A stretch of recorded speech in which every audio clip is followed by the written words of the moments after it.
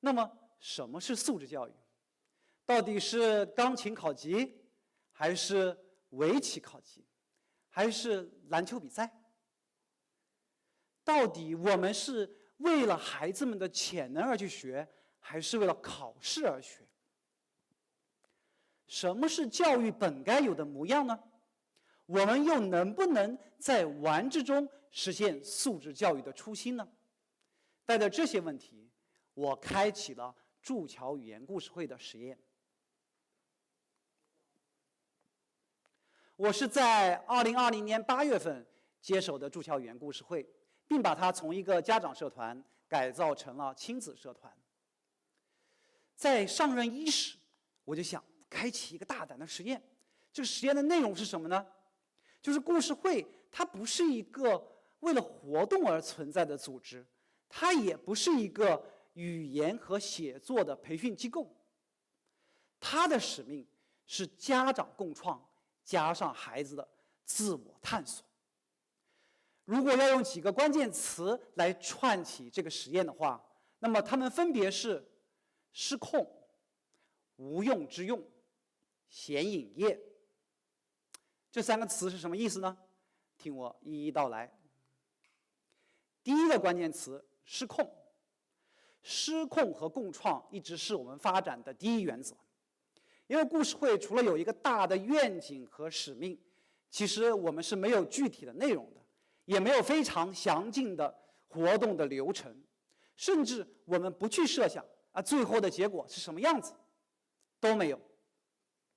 每一个活动都是由家长们共创的，并且在这个过程当中随时的调整。来，我们来举一个失控的例子。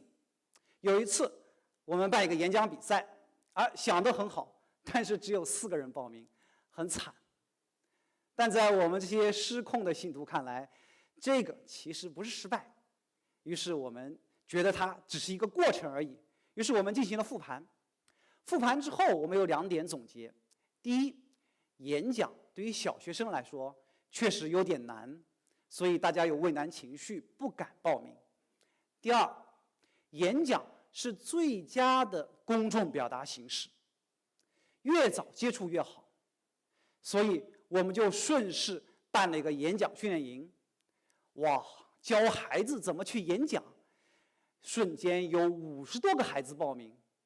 这个活动就变得非常的成功，包括今天我们演讲的很多孩子，都是我们当年的演讲训练营的学员。我们再举一个更好玩的例子。2020年我刚接手的时候，正好是疫情的第1年。这个线下的活动办不了，我们只能办线上的了。9月份我们办了第1期达人秀，让孩子们上传自己的音频。庆祝国庆中秋双节，这个活动反响非常的热烈，我们共收到了60多个孩子的作品，非常的好。但是呢，好玩的事情出现了，也就是说失控的事情出现了。组织的家长们觉得这事很好玩啊，为什么你们能来，我们不能来呢？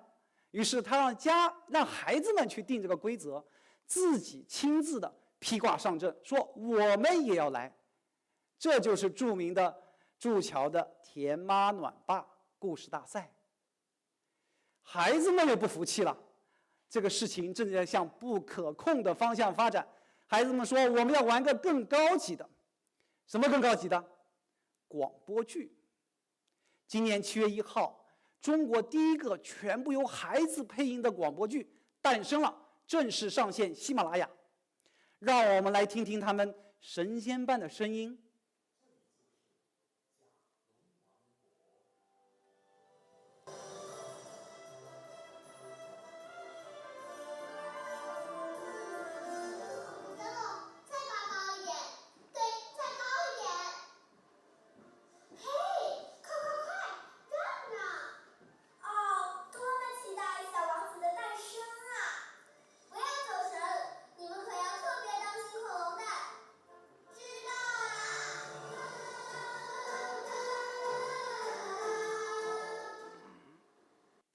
怎么样，好听吗？很好听，是不是？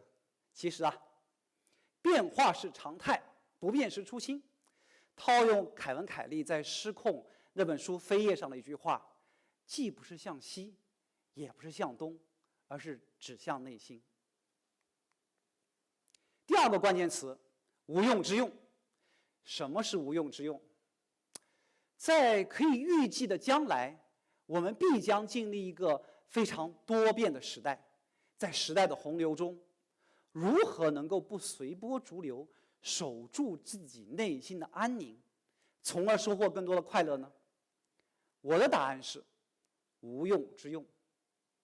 故事会在孩子长长的生命中只有短短的一段，如果在这短短的一段时间里面，他们做的事情也许没有什么特别实用的价值，但是可以全身心的去体会这种精神的快乐，不用为了考试而烦恼，也不用为了完美和高标准而去努力，可以随意的失败，也可以尽情的欢笑，这样我们的魂就找到了。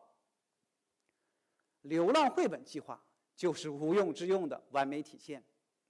同样的开头，不同的结尾，我们只是设定了一个开放的故事情节，后面的接龙全部是由孩子们根据自己的想象，每周一个人去接龙自由发挥的。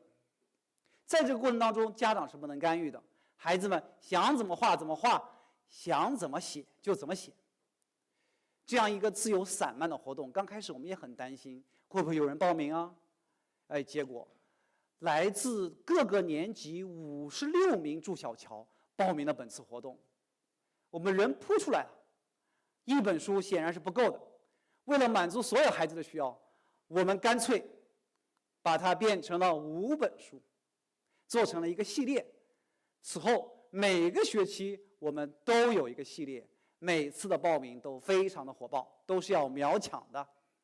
这个书印出来以后啊，我们还干了一件事儿，我们把它进行了义卖，义卖所得的钱，把困扰我们多年的经费问题也给解决了。从此以后，我们成了学校里最有钱的社团，再也没有为钱发过愁。第三个关键词，显影液。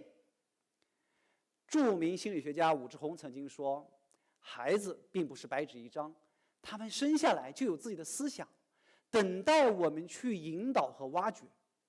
我把它比喻成一张这个密码纸，我们不是在这个白纸上绘画，而是注意去观察，调配专属的显影液，慢慢引导挖掘，让他们慢慢的显影。家里成公益市集就是显影实验的典型案例。在这次活动中，我们做了一个非常大胆的决定，也就是说，家长不策划了，100%的所有的过程全部由孩子们来进行，我们完全相信他们，家长不能有任何的干预。孩子们从策划到组织会议，到收集义卖品，到落地实施，全部由自己完成。显然这件事情太难了，大家请注意啊，其实啊不是孩子太难了，而是家长太难了。要让家长闭嘴，不插话，不去指导，真的是太难了。在这个过程当中，我们就看见这么一个现象，经常有家长忍不住说啊，你要这样这样，哎，你要那样那样，开会应该这么开，我这么多年经验了啊，我应该这样。但是每一条都被孩子们都给顶了回去。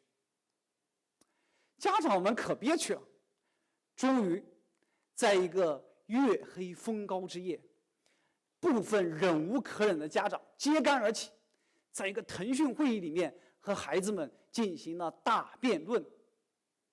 你们猜谁赢了？对，孩子赢了。家长彻底失败，铩羽而归。孩子们的活动呢，有惊无险，非常成功。在这页里面只是展示了我们这么多年玩的一部分内容，每年每个学期我们都会变换不同的玩法，让素质教育在玩之中慢慢的显影。其实人人都关注的素质教育，现在变成了应试教育的翻版。但我们每个孩子生而有密码，他们只有在引导中才能实现自由而独立的灵魂。